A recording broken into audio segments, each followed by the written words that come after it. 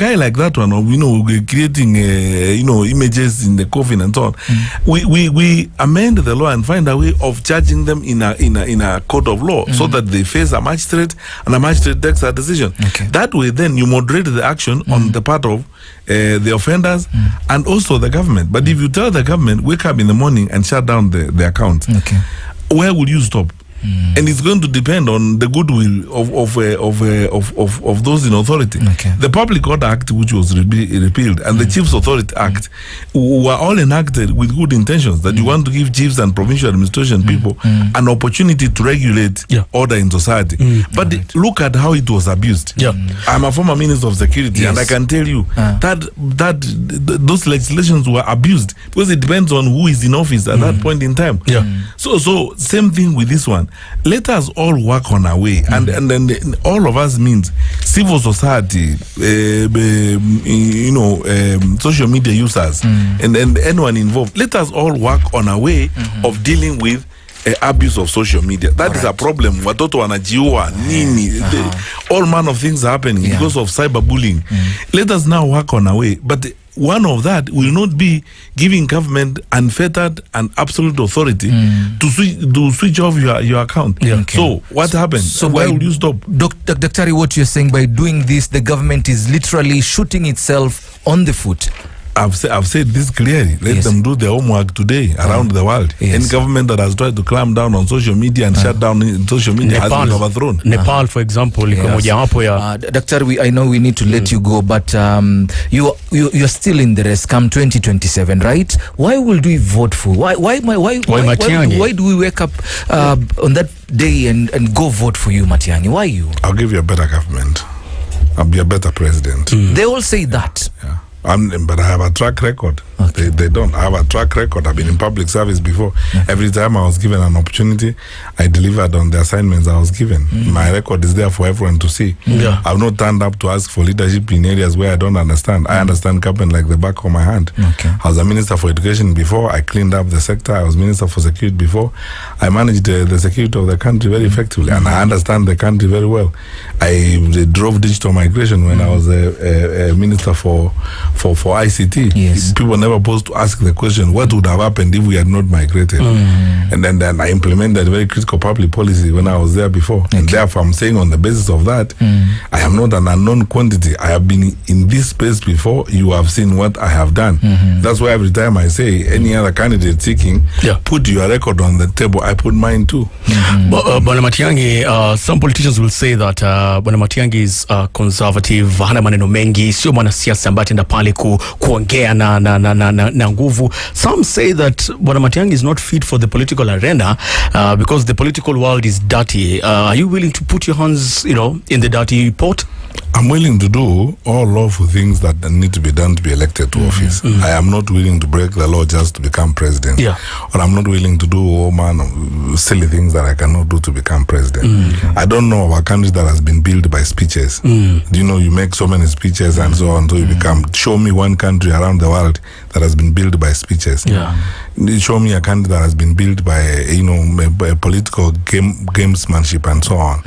I'm not interested in engaging that. Kenyans are not looking for political entertainers. They are looking for leaders. They are looking for a leader who will go into that office and provide solutions to the challenges of the country, manage the country effectively and very well. Kenyans can do a lot of things for themselves. They're not looking for a president to make chapatis for them or make their beds or raise their children for them. They're looking for a president to govern the country, bring everyone on board, and they level up with the people, be honest with the people of Kenya in the use of resources, and avoid wastage and run the country effectively. That's all. And I believe I'm ready and prepared to do that. Bwana Matiangi, you have been voted numerous times as one of the most effective and hardworking cabinet secretaries in your tenure.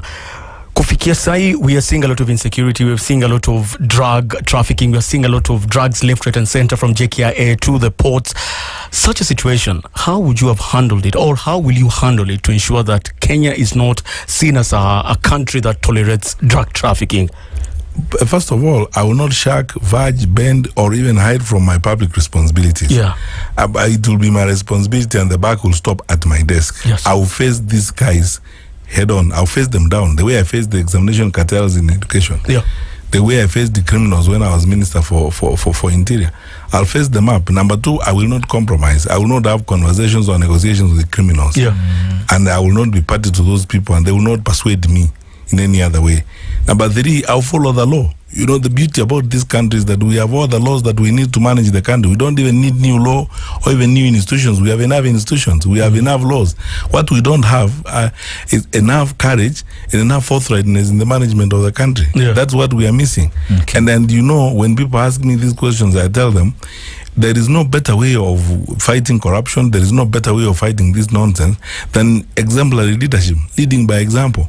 Right. You cannot tell people to stop doing what you do every day yourself. Yeah. And if those people who are engaged in those businesses know that they can't bring money to you and you will not take it, and that you will punish them, they will not do it. Okay. And lastly, Dr. Fred Matiangi, the president has been very categorical. You know, the issue of shouting left, right, and center, one term. We need solutions. Kenyans need solutions right now.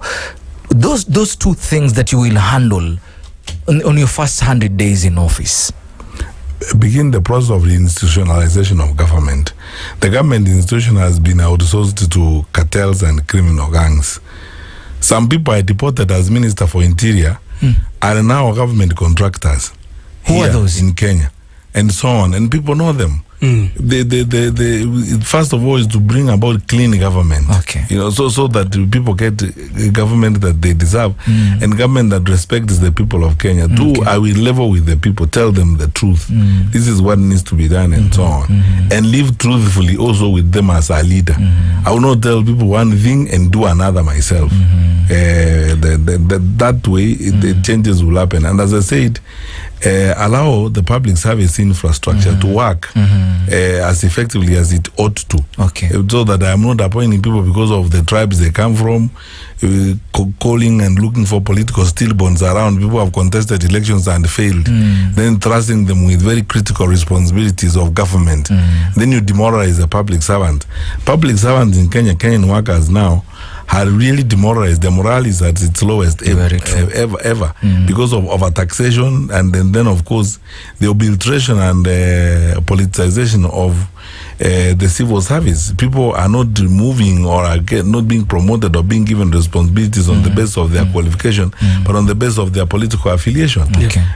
This, and as I said, overtaxation has destroyed the character of the public service as we know it. So I will restore that. That will be one of my first things. We will hire people on the basis of merit because they qualify to do the jobs they are seeking to do. Okay. And once you do that, slowly confidence in government will return, and then the trust of government will return, and then of course I will rein in on the wastage of public service. The government is too wasteful for a country of our size and so on. All this nonsense you are seeing around about empowerment and people moving around the villages giving with millions of shillings and so on, you know, giving people rice and so on. That is really not how to manage the country. All right. Because those things are not sustainable. They are not going to take us anywhere. That's why there is no capitation in schools and so on. Lastly, when university lecturers have been on strike for nearly a month, when I meet students from the universities and they tell me they are not sure they are going to do the exams, they are not sure they are not going to graduate next year and so on, 62 years after independence, that's a joke. Yeah. You're still going it alone? Or you will do coalitions with the other? I'm working with my brothers and sisters in the opposition. We will work together because Kenyans want us to work together. Right. And we are going to stay the course working together. We may have challenges, we may have issues that we are dealing with, but that's precisely why we need to work together, align, negotiate, mediate, integrate, and finally come up with a candidate. Okay. All the best, Daktari. Tutakutafuta siku nyingine tuzungumze zaidi. I know you need to go, and thank you so much for your time and all the best. Asante sana. Asante sana. Karibu sana, Dr. Fred Matiangi, presidential candidate come 2027. This is Radio Maisha. Au sio? Naitwa Solomon Zully, of course, with my brother Main Manria. Vipindi bomba, mziki wa kisasa wa Kiafrika. Radio Maisha. Na habari za kuaminika.